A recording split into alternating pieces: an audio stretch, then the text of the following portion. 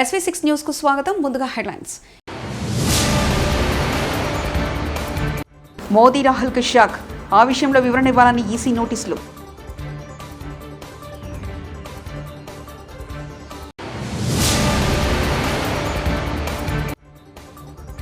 తెలంగాణలో మళ్లీ మొదలైన ఫ్లెక్సీ వార్. మోదీ హామీలను టార్గెట్ చేస్తూ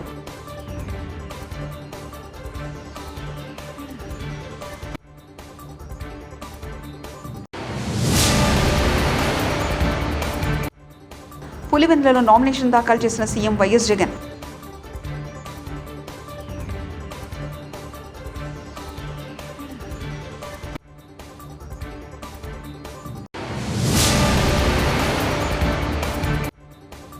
తెలుగు రాష్ట్రాల్లో ముగిసిన నామినేషన్ ప్రక్రియ.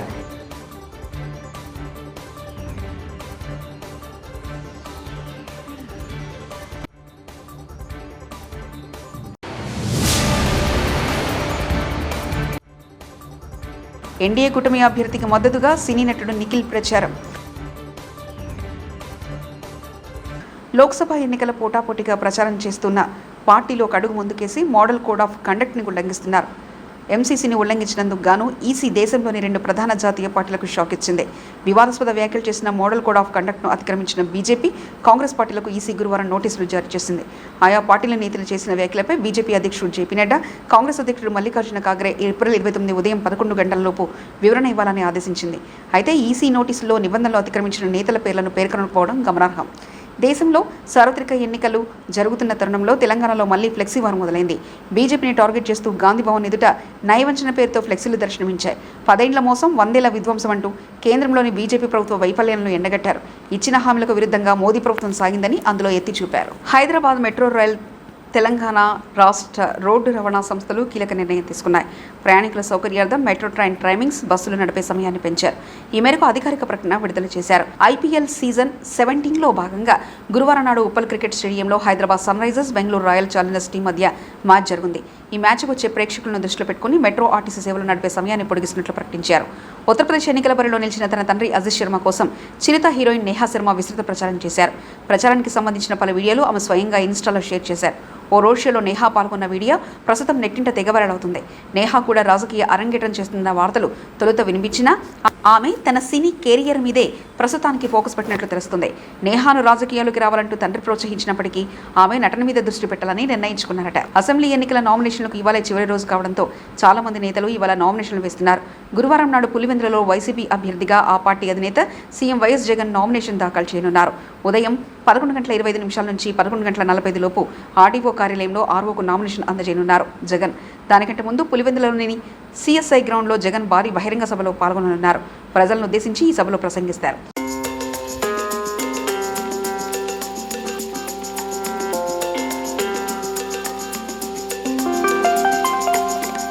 ఎన్నికలలో కీలక ఘట్టమైన నామినేషన్ ప్రక్రియ ముగిసింది.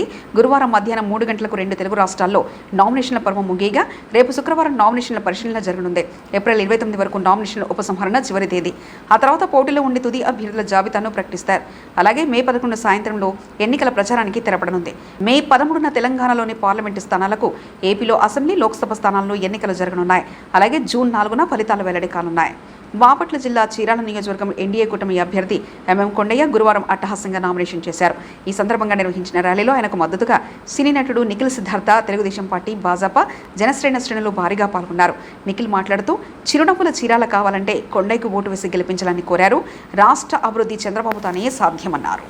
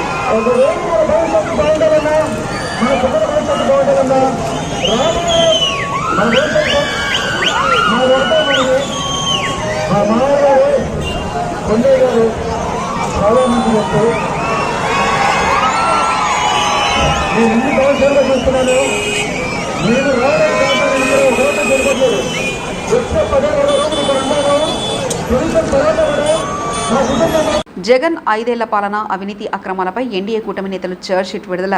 కూటమి నాయకుల మీడియా సమావేశం. ఛార్జ్షీట్ ఎందుకు ఈ రోజున మేము రిలీజ్ చేస్తున్నామంటే, ఎందుకు ఆయన మీద ఛార్జ్షీట్ వేస్తున్నామంటే, రేపు మళ్ళా మాయలు అబద్ధాలు మూటగట్టి వాటన్నిటిని పేర్చి మేనిఫెస్టోని ముందుకు వస్తున్నాడు. అందుకు ఈ రోజున ఛార్జ్షీట్ వేశామని చెప్పి కూటమి తరఫున తెలియజేస్తూ, ఇప్పుడు జనసేన పార్టీ ప్రధాన కార్యదర్శి శ్రీ టి శివశంకర్ గారు మాట్లాడతారు. ఛార్జ్షీట్లో టైటిల్ అరాచక పాలన అంతం కూటమి పంతం. ఏదైతే 98% మేనిఫెస్టో అమలు చేసి మీ దగ్గరికి వస్తాననే అబద్ధాల పర్వం మొదలుపెట్టారు ఈ రాష్ట్ర ముఖ్యమంత్రి వైఎస్ జగన్మోహన్ రెడ్డి. గత ఎన్నికల్లో ఒక్క ఛాన్స్ ఇస్తే నేను ఎంతో అద్భుతాలు సృష్టిస్తానని అబద్ధం ఆడి ఈ 5 సంవత్సరాలు ప్రజలు అనుభవిస్తున్నారు.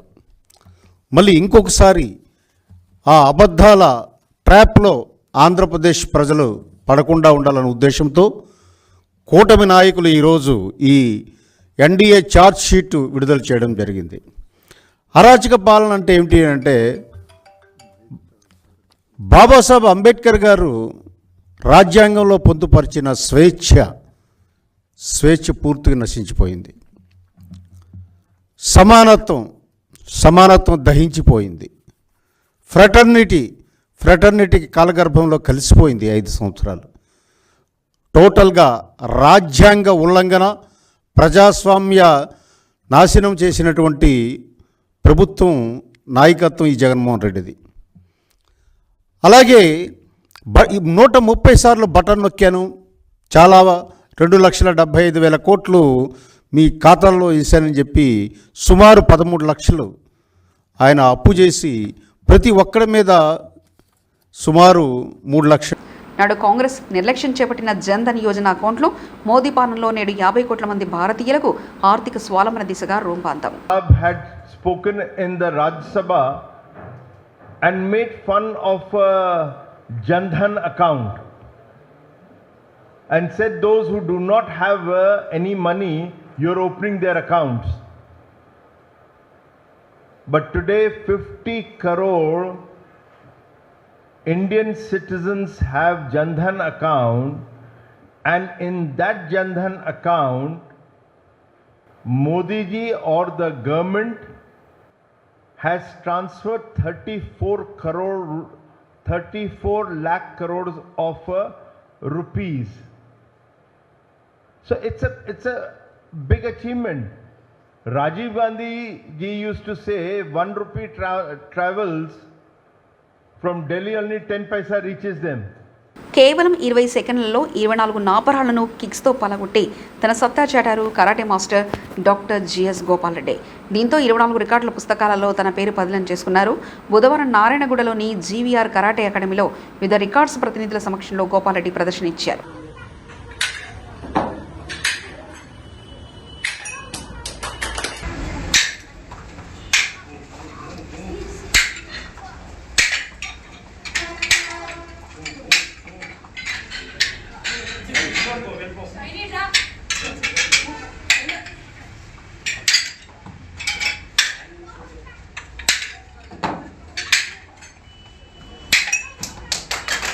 షామర్పేట మండలంలోని ఎక్సలెన్షియా జూనియర్ కళాశాల జేఈఈ మెయిన్స్ 2024లో తన ఆధిపత్యాన్ని మరోసారి నిరూపించుకుంది. ఎక్సలెన్షియా విద్యార్థులు 150 మందికి పైగా విద్యార్థులు సీటు పొంది ర్యాంకులతో అర్హత సాధించడంతో అద్భుతమైన పనితీరును కనబర్చారు. ఎక్సలెన్షియా గ్రూప్ అకాడమిక్ హెడ్ జాన్ గురువారం విలేకరుల సమావేశం ఏర్పాటు చేశారు. ఈ సందర్భంగా ఆయన మాట్లాడుతూ, తెలంగాణకు గర్వకారణంగా నిలిచిన స్వదేశీ సంస్థ ద్వారా ప్రతి బిడ్డకు చేరువ కావాలనే విజనరీ లీడర్ వెంకట్ మురికి కల దాదాపుగా సాకారమైందని అన్నారు. ఎక్సలెన్షియా ఎలాంటి మెరిట్ ఆధారిత పరీక్ష లేకుండానే విద్యార్థులను ఎంపిక చేస్తుంది మరియు పోటీ పరీక్షలకు గురి కాకుండా వినూత్న బోధన మరియు ప్రత్యేకమైన విద్యా సాధనాలతో వారిని తీర్చిదిద్దుతుందని చెప్పారు. హైదరాబాద్లో అత్యంత విశ్వసనీయమైన జూనియర్ కాలేజ్ చైన్గా రివార్డు పొందిన ఎక్సలెన్షియా సగటు విద్యార్థుల ద్వారా ఇంత గొప్ప ఫలితాలను సాధించడంతో తన వాగ్దానాన్ని నిలబెట్టుకుందని పాఠశాలలు మరియు కళాశాలల operations head mister Eswaran R తెలిపారు. Education to a common student and give a great result. That was a thought process. And maybe to have a success, sometime it takes a lifetime. For Excellencia and Mr. Venkat Murki, it took around 10 years. From 2015, today is 2024. So in 10 years, we achieved that. And obvious, there is a lot of room to improve. So we feel that with that, in the coming year, we'll do more. All these things we achieved because of some of the tools. The famous, there are some 8 to 10 secret tools that we apply in every student that comes to Excellencia. And more than a theory that the tool is there with us, we spend more time in implementation of the tool so that it reaches till the last student of the class. That is the reason you'll see in our results, which we'll be sharing with you. The student who has no foundation in grade 10th, the student who was a very normal student in grade 10th and 9th, even they have got a seat getting rank. The thought process was not to get a great rank, which we have this year, but even for a normal student to get a seat getting rank so that they get in somewhere in NITs. So that is done because of the tools we use. That is one. The second main thing is all our centers are led by teachers. All the centers are led by teachers. That is also one more major area where our entire thought process is about the student. It is not about from where the student is coming, what background we have. So the teacher is, the moment teacher you give a student, the thought process is how to make him clear the IIT JEE examination or NEET examination or MSc, because we are in all 3 lines. So these 2 things are major with us. One more thing that I want to share with you people, that Excellencia is a homegrown brand. It is a brand from Telangana. So it is a pride for all of us who are there in Telangana. At the same time, pride for Excellencia too, that in the 10th year of inception, such a great result have come.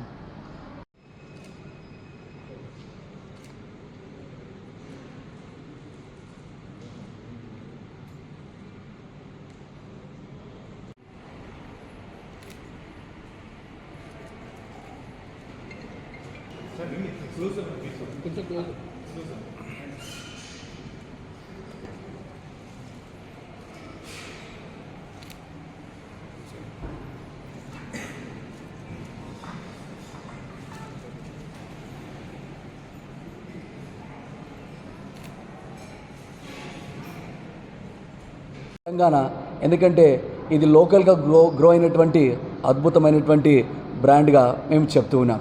ఈరోజు చూసినట్లయితే ఎంతోమంది విద్యార్థులు, అంటే ఒక యావరేజ్గా ఉన్నటువంటి విద్యార్థులు large నెంబర్స్లో qualify కావడం అనేటువంటిది ఎంతో అద్భుతమైనటువంటి విషయం. ఎందుకంటే సమాజంలో చాలామంది మనము యావరేజ్ విద్యార్థులను చూస్తూ ఉంటాం.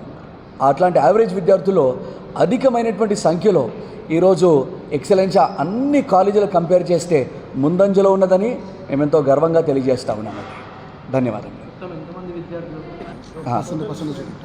ఇప్పుడు చూసినట్లయితే దాదాపుగా IIT JEE అడ్వాన్స్ కొరకే రిజిస్టర్ చేసినటువంటి విద్యార్థులు గమనించినప్పుడు వారిలో 25 కంటే అధికమైనటువంటి పర్సంటేజ్ వారందరూ కూడా అడ్వాన్స్ క్వాలిఫై కావడం, సీట్ గెట్టింగ్ ర్యాంక్ను వారు సంపాదించడము వారు జరిగిందండి.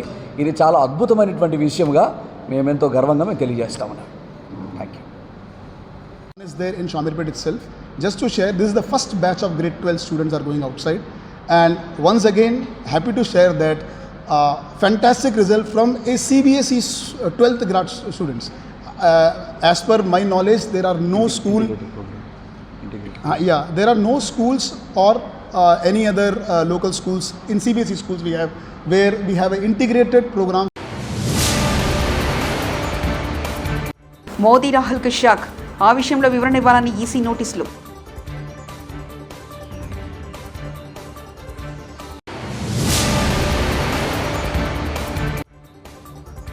తెలంగాణలో మళ్లీ మొదలైన ఫ్లెక్సీ వార్, మోదీ హామీలను టార్గెట్ చేస్తూ.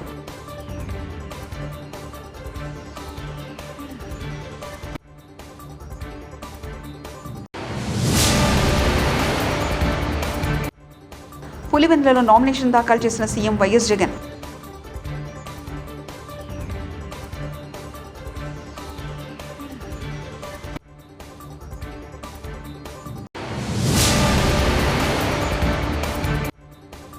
తెలుగు రాష్ట్రాల్లో ముగిసిన నామినేషన్ ప్రక్రియ.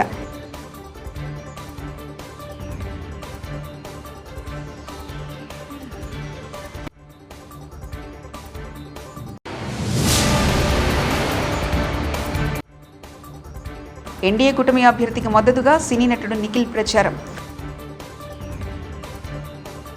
ఇవి బులెటిన్ విశేషాలు. చూస్తూనే ఉండండి SV6 న్యూస్.